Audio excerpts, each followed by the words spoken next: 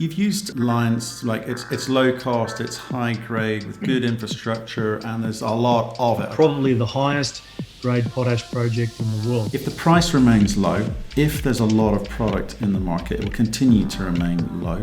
There's no shortage of this stuff. No one cares. I think that's pretty harsh for you to say that nobody cares, Matt. I think. But look at the market. Look at the market. Look at the share price of these companies. From that point of view, no one cares. I want you to tell me why they should. Hello and welcome to Crux Investor. First of all, thanks so much for watching this video. If you like it, give us a thumbs up at the end and do leave your comments below. It helps us understand the sorts of questions you think we should be asking, how you think we're doing, and of course, what you thought of the company. And you can also get this as a podcast or article or transcription on cruxinvestor.com. And of course, for our Crux Club members, you get early access. And plus, if you haven't already done so, please click the button in the corner of the screen to subscribe to our YouTube channel. And for more videos like this, click the notification bell. We spoke with Brad Sampson earlier today, CEO of Kore Potash, K-O-R-E. They have a project in the Republic of Congo, quite a large project. We talked to him about what he's been able to achieve since he arrived 2 years ago.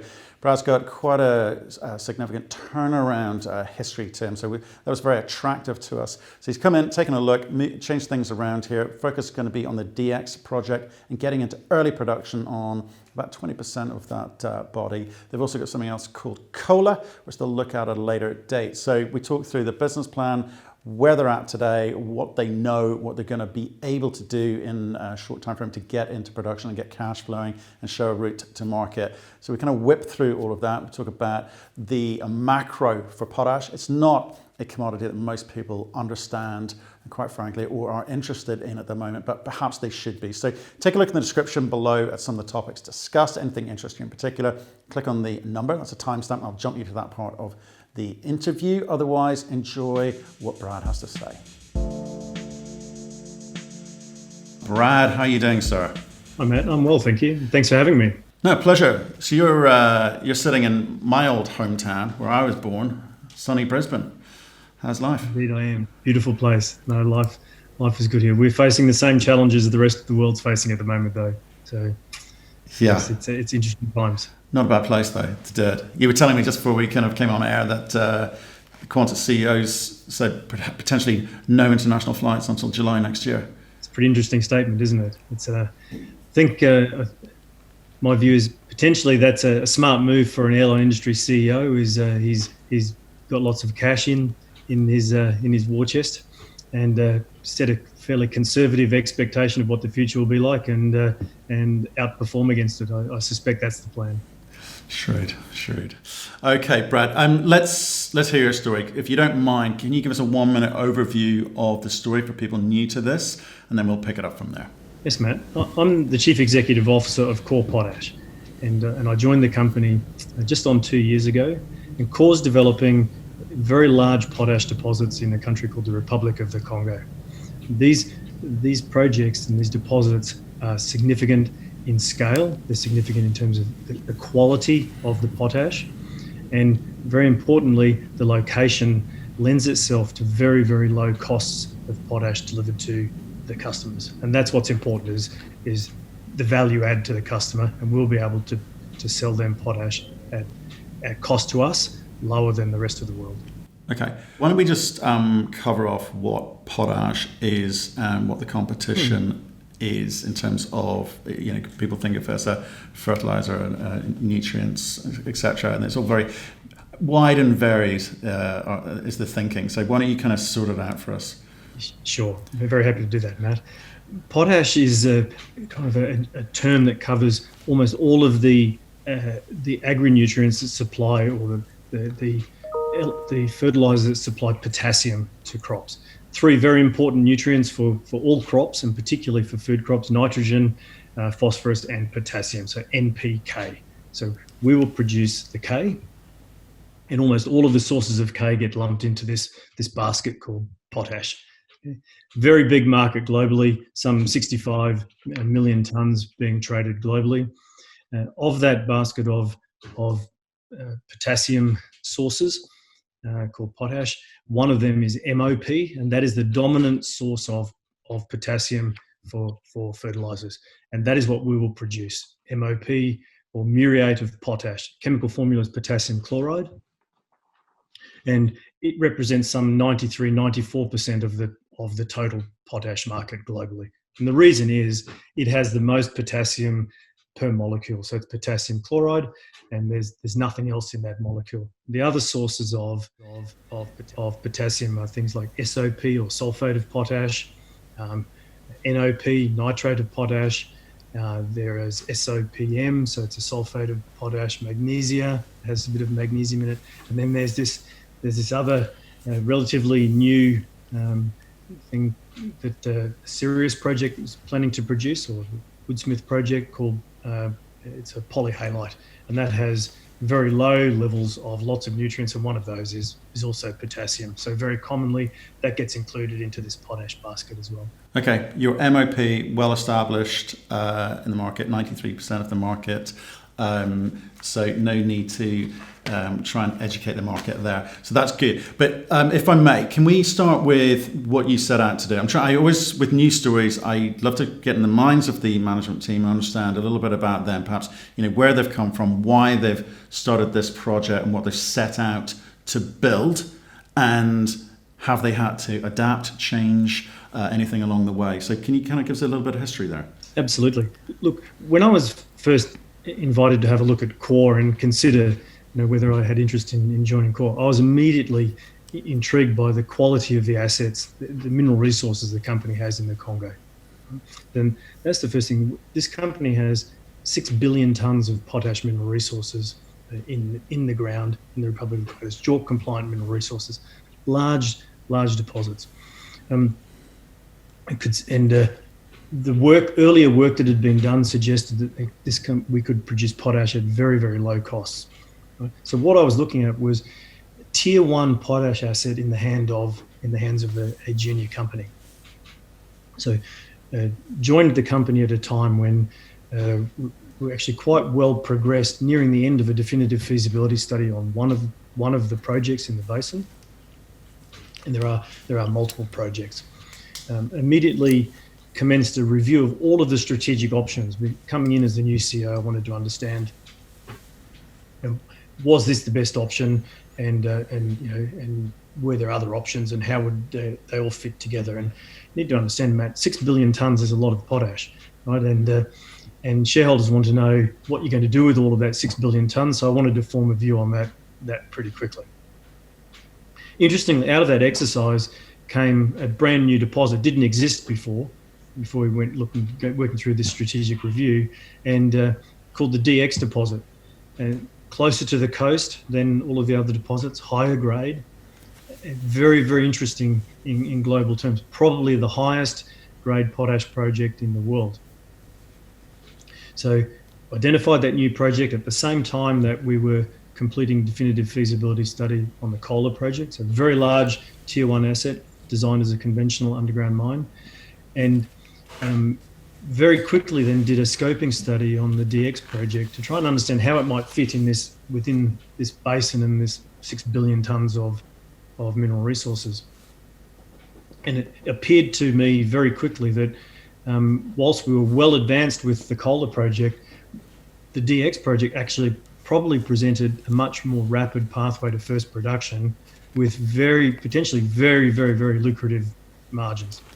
Right? So when you ask about what changed when I came into the company, that was the start of reshaping the strategy and putting together what I now believe is a very logical development sequence to unlock the massive value, latent value in this large mineral resource. Okay, so let's get into this, because you've used lines like it's low cost, it's high grade with good infrastructure, and there's a lot of it. Okay, those are really, really positive. If I look at Dugu, which seems to be the thing you're pushing in the PowerPoint initially, IRR of 22.9%, doesn't seem like a lot, but it might be worth just trying to understand and dig into the priority and the order of play here, because at whatever you're about 17 million market cap today.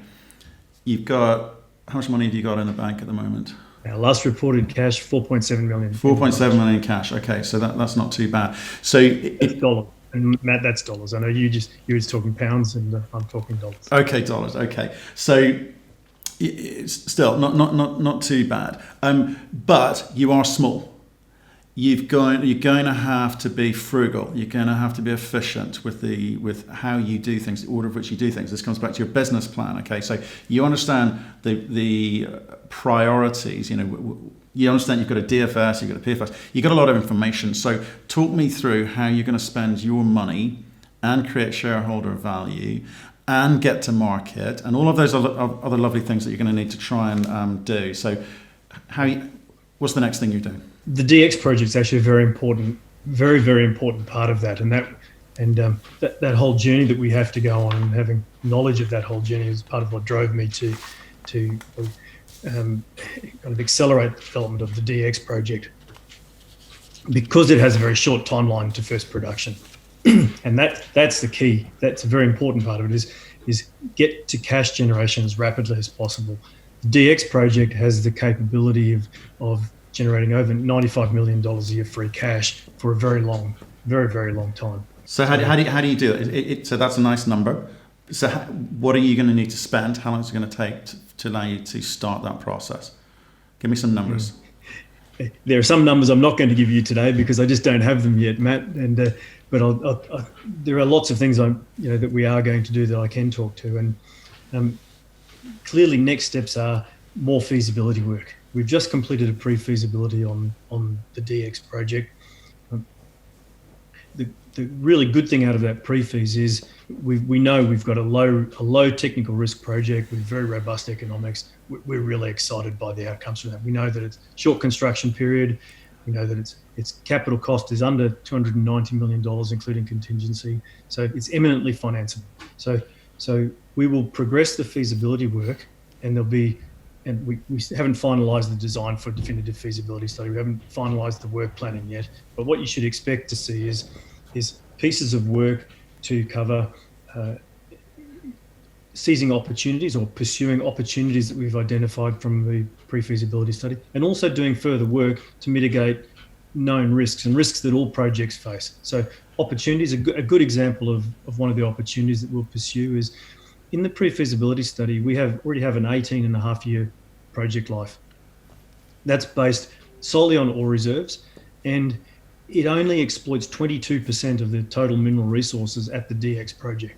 So you can see if we actually exploit 100% of the mineral resources of the DX project, it seems fairly logical. There's potential for significant growth in the project life. So we'll pursue some opportunities like that, and you'd expect that realising those opportunities will add value to shareholders.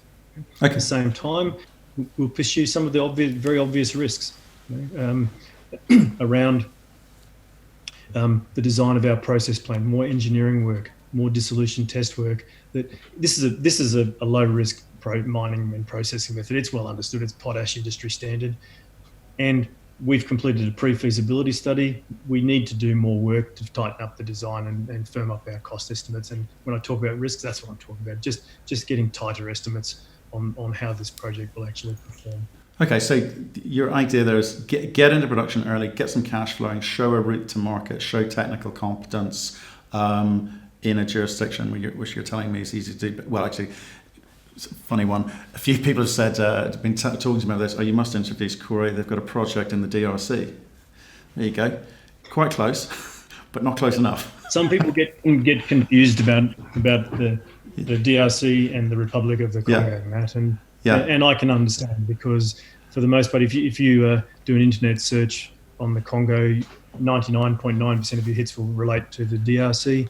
That country has 85 million people and is in the press all the time. Republic of the Congo, on the coast of Africa, 5 million people, former French colony. You don't hear very much about it, and my take on that is because there's not a lot that's actually that newsworthy and that makes the sensationalist news channels. So it's a pretty quiet place. Well, yeah, they've got very different risk profiles associated with them in terms in the marketplace. It's worth sorry about that segue, but it needed to be said because I was amazed at how many people said it. Okay, so DSX, as I said, you've said, right, we're going to follow this model. So what's it going to take for you to get into production? What's the timeline? How much money? Obviously, you're going through the feasibility process, but talk me through what you're picturing here. I can't talk to how much it's going to cost yet, because that's still work that's afoot. We've not finalised that yet. What we would expect is, if we're able to fast track the DX development, we would have a definitive feasibility study. That's somewhere 8 to 12 months of time frame. We would then ideally move into a front-end engineering and design phase, and then into construction. Front-end engineering and design, if we do that in conjunction with the definitive feasibility study, we could have both phases done in 14 or 15 months.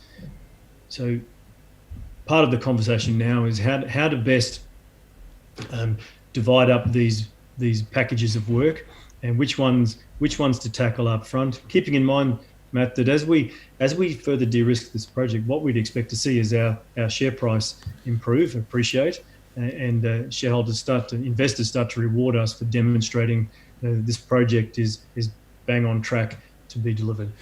You'd expect it. It doesn't always happen, because people get a little bit bored. So that's what I'm saying. If people can sort of see where the end point is, that kind of getting from here to there can be quite frustrating for CEOs and companies, because people don't recognize it. They want it fully de-risked sometimes. Okay, I'm not saying in your case. Okay, so that's interesting to me.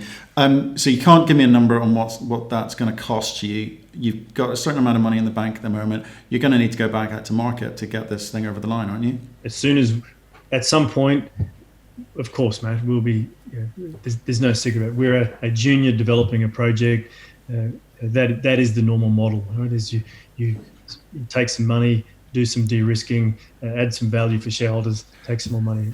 We'll be no different. We will take some financing in at some point to finance the next stages. But given the scale of what you're purporting to have here, I'm interested in the type of money. Do you have to go out and get dilutory money? Are you going to be diluting shareholders to be able to raise the capital to get you over the line? Can you bring a strategic in? What are the other types of fundings that you would consider or have available to you?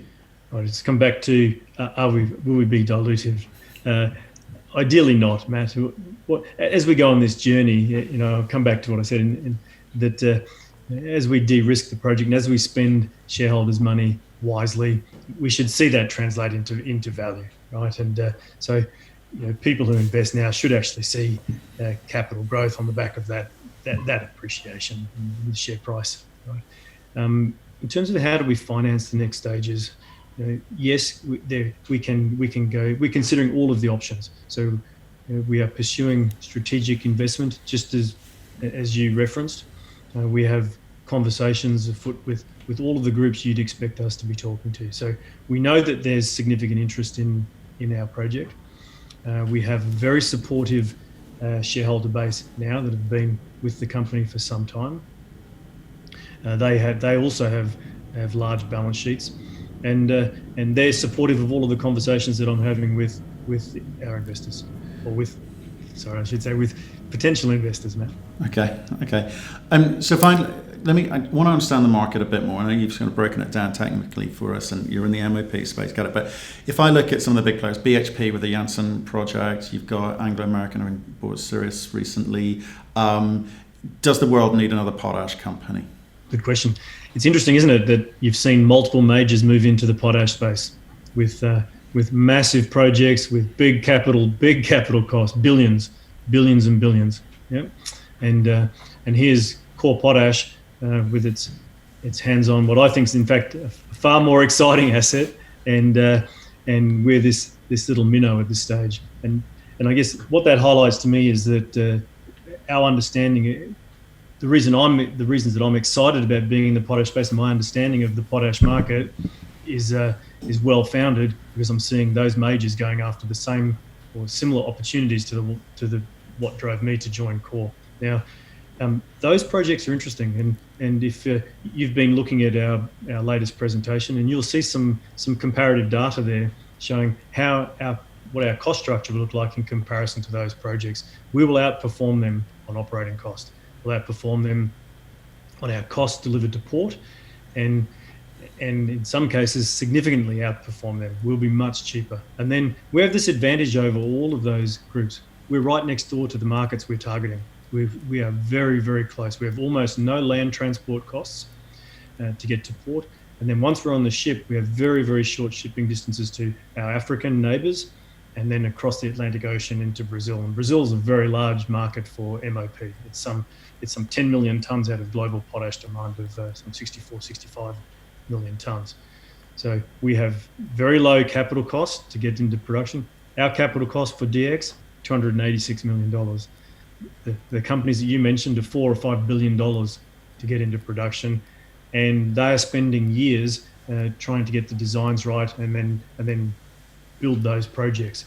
Right? And in the case of BHP, they haven't even reached, not even close to final investment decision yet. So we're not. I don't believe we'll be competing in the same market as those groups. I believe that we will be able to outperform them cost-wise, and we will penetrate our target markets very quickly. Now, one other dimension of this: our project will produce 400,000 tonnes per annum. We're not producing millions and millions or tens of millions of tonnes of product as those major companies are. And I already know from the level of offtake interest that we've got, we don't envisage any problems at all selling our product. We know there is a market for our product. We know that there are customers ready to be taking potash from us, particularly African and South American countries want to buy from a Southern Hemisphere potash producer. Okay, but what I'm interested in is people like Anglo, PHP, they've got money. They have no problem accessing capital to do these projects. So if it's billions to kind of get into production, they could care less, right? It's relatively cheap money for them. For you, you've got that hurdle to overcome at some point down the line. You're having conversations, I get it. But what does that do for price in the market? The price tension that you want. You want, as a seller, you want the margin to be as big as possible. So you're talking about you're a low cost producer close to port, for all the good reasons. You've got all the infrastructure. But if the price remains low, if there's a lot of product in the market, it will continue to remain low. There's no shortage of this stuff. We've interviewed a few potash companies this year. No one cares. I think that's pretty harsh for you to say that nobody cares, Matt. I think that. Well, look at the market. Look at the share price of these companies. They are struggling to get attention. So I'm saying, from that point of view, no one cares. And I want you to tell me why they should. I think in part, markets, equity capital markets, don't yet really understand potash. This is a relatively new commodity. It's not been seen before. There's not 20 years history of juniors trying to develop potash projects. This is a new story, right? And there's very few companies working in this space. In terms of the overall market for potash, also please, it's really important to keep in mind this is a big market. You're seeing majors go into the market because of the scale of the market, right? And I told you it's 64, 65 million tonnes per annum, and there is this thematics behind this that are driving growth. So global population growing. We all know that. We know that the amount of arable land or amount of land available for agriculture is declining. So you put declining arable land, growing population together, you get this accelerating downward trend on how much arable land's available per person. So how do we feed people? We need more intensive farming. We need to apply more fertilizer, increase yield so that we can feed everybody. That translates into ongoing demand growth for fertilizer, and particularly for potassium and for potash. So on the data that we've got, we're seeing 2 to 3% per annum demand growth. So even if all of the projects that you're talking about come online, demand growth will fairly rapidly soak up that new supply. Okay. How much money have you raised to date? Me personally? Well, I'm not sure if I'm talking about you. No, the company. In the time that I've been in Kore for just on 2 years and raised $13.5 million last year to undertake the DX pre-feasibility study, and that was heavily supported by our existing shareholders, and then there were some new institutions came into the register as well. Okay, where I'm getting at is if I'm looking at the share register, how much of an overhang there is, your ability to drive that share price up if there are long-suffering shareholders sitting in Kore at a certain price who will get out at the first opportunity. You're going to have to get through that and work your way through that. So what's the conversation around the board table on that topic? I don't believe that anybody should be looking at our major institutions and major shareholders in the core register and seeing them as overhang. I think they should be seeing them as committed support, and they are all heavily invested in this project. There's Matt, my numbers tell me there's more than $150 million been spent so far developing these projects in the Republic of the Congo. That's a lot of money. It's still a small amount of money in comparison to what you're seeing the major spend on potash projects. Right? And the majority of that funding has come from the handful of shareholders who own 65 or 70% of Kore Potash, and they're committed, and they want to see the true value of this asset being realised, and they certainly don't have immediate exit plans at all. Okay. When's the last time you bought shares? A little good question, Matt. I just need to think back. Roughly, I might have the date wrong. Roughly 6 months ago. Okay. And that's interesting. It's actually quite difficult for a CEO of a UK and Australian listed company to buy stock, particularly when you're in the middle of feasibility studies and having discussions with offtake parties. Besides the blackout periods, everything else you're up to pretty much precludes you from trading the stock for most of the year. Yeah. Okay. And so tell me a bit more about these big shareholders and your relationship with them, because obviously, hasn't been brilliant for the last couple of years. If we're looking at the share price, it's been on decline. What are they saying to you? My larger shareholders are saying they're actually very supportive of the strategy. And let me take you back to when I started. We undertook this review of all of our strategic options, and then I immediately went and engaged with all of the major shareholders, and not just the ones that own 13 or 14%, but went further down to institutions that own 1 and 2% of the company, and had conversations about shifting the strategy, focusing on the DX project and what that would mean. All of those shareholders have been very supportive of that shift in strategy, and all of them have been provided finance for the pre-feasibility study that's just been completed. In one case, we have a large shareholder, SQM. SQM is a Chilean mining company. They produce lithium and potassium. They have significant technical capability that's directly relevant to what we're planning to do at the DX project. They're in the potash market. They have expertise in pumping potash brines around and processing potash brines. So besides the cash support, we're also able to have conversations with some of our shareholders, including SQM, on technical support and using their expertise to help de-risk this project and add value for all shareholders. Do you think, what about your liquidity? I mean, it seems to be quite tightly held. So if anything does trade, it does have a positive or a negative impact in quite a big way. So is there anything you can do about that?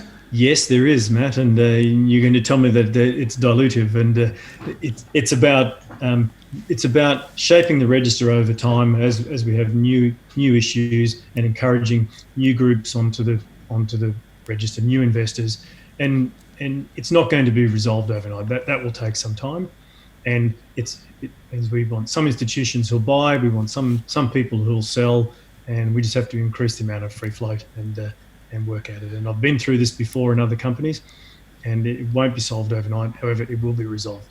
So you're looking at it, something you want to address. Absolutely. Okay.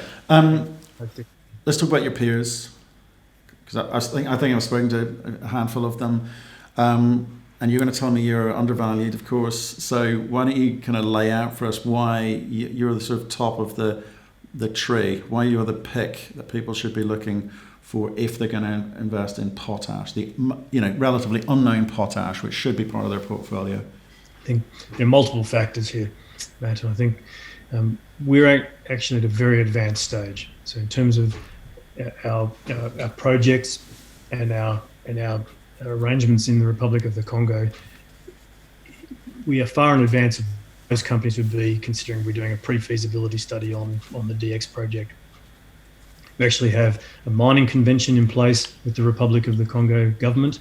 that defines the fiscal and all the legal relationships between the government and us. We have 2 mining licenses, so the Kore deposit, the 2 deposits we talk about the most, Kore and DX, are both on mining licenses, so they're approved mining licenses with approved environmental and social impact assessments. They are close to development ready, but for us finishing the DX definitive feasibility study. So we're at a very advanced stage, right? And that takes out a lot of risk around timeline, right? Because we don't have to go back and those things. The one exception to that is, as we complete the design for the DX project, we will go back and modify the existing environmental and social impact assessment to properly deal with impacts of the DX project on that mining license. Our scale, we'll produce 400,000 tonnes of MOP. We're not going to have a problem. I'm very confident that we're not going to have a problem selling our product. Why am I confident? Because we've had multiple parties talking to us now about buying our product. That scale of production, we're very comfortable. We'll find markets for that in Africa and South America. If we need to, we may in fact be able to place all of that production in Africa, where we should get the best netbacks. And this is an important concept, right? Is that we should be able to outperform all of our peers because of our location and our cost structure. So low cost at the ship loading point, but then we have very short transport distances. And the way potash is sold is at that destination port. So we have to take off the transport costs of the product. So on a per tonne sold basis, we should have the best margins in the business. We've got a team that's developed multiple projects before, a board that's very experienced in the resources space, and shareholders who are also really supportive. And I mentioned SQM previously. Their capability is directly relevant to the majority of what we're going to do in the development of the DX project. So we're in a good position to successfully execute this project in a fairly rapid time frame and generate a lot of cash for our shareholders. Because essentially, you mentioned SQM. So a byproduct of lithium production sometimes is potash, right? So have they spoken to you about that component? Do they have big technical resources? Because it usually is a byproduct. It's like an afterthought, but unfortunately, they produce a lot of it. So any conversations with them around that? Yes, Matt. We engage very well with SQM. They are very supportive technically. They've provided us support both on the Kore project and particularly on the DX project and going into the pre-feasibility study. And we're speaking with them now about the packages of work that we will undertake in the next steps. Okay, interesting. And let me just finish off with, just in terms of risk mitigation, you've said, Republic of Congo, good place to do business, but it's a big country with, I don't know what I've been to Brazzaville, but I don't know if the infrastructure has improved in terms of getting to port. Talking about, I get the pricing is good, but what's been happening in country? Have you got a nice easy route into port or what? Really glad you asked that question because it's actually one of the really nice things about our location. We're roughly 80 kilometres north of Pointe Noire, and Pointe Noire, for those who don't know, is a large port in the middle of the West African coast. The town itself is somewhere between 750,000 and 1 million people. It's a city that has all of the mod cons, and you can fly into Pointe Noire from multiple African European cities, and if you're able to do it tomorrow, mate, you could get into a local taxi and drive straight up to our project site. Right, so there is a road all the way to our project site, runs pretty much due north up the coast from Pointe Noire, and currently has bitumen on part of it. And within our capital costs for the DX project, we've planned to upgrade that road and improve the quality of that road all the way from the port to our site, so that we can truck our 400,000 tonnes a year of production to the port and load directly onto ships. And that's one of the advantages. We're very close to port infrastructure, very close to a major population centre. Fortunately, the Republic of the Congo has a strong oil industry, and there's lots of gas. There's processed gas available for us within a similar distance away as Point Noir, so sort of 65 to 80 kilometres away, we have processed gas, and we have abundant electricity available to us as well. It's gas generated, so gas turbine generators for electricity. So we're very fortunate with our proximity to infrastructure. Yeah, so and I just want to make that point because I was there when I was there. I was dealing with oil and gas. I think the government seemed very easy to do business with. There is a rule of law. There is a dependence on the revenue that comes through from these things. So, are you finding that? Are you dealing on a national or regional or state level? I mean, who do you engage with? Most of my engagement and the company's engagement is actually split. We spend, obviously our local communities around us are very important, and we engage with them on a very, very regular basis. At the national level, there are multiple ministries we deal with: environment, mines, and when we need their time, they give us their time. So we are an important project for the Republic of the Congo. You mentioned the dependency on revenue from oil. Well, clearly that's been in decline, and the government's acutely aware of the need to diversify away from that dependence on oil-based revenue. So they're supportive of us. They expect us to do our work and honour our commitments, which is great. I believe we have the start of a very, very healthy working relationship with that government. Okay, good. Well, look, Brad, thanks for that introduction to your story. I mean, I'd love to stay in touch and sort of see how you progress, because the timeframes aren't huge, and I'd like to sort of see you deliver on those touch points that you've mentioned during this call. So do pick up the phone and let us know how you're getting on, please. And we will do a little bit of background research to sort of see what we can find out about doing business in country. Because, as I say, it's been a while since we've operated there for sure. It was quite easy when we were there, and I'm glad to hear that things are the same now. I appreciate the time, and I certainly look forward to coming back and telling you of our progress and that we're ticking the boxes and moving this forward.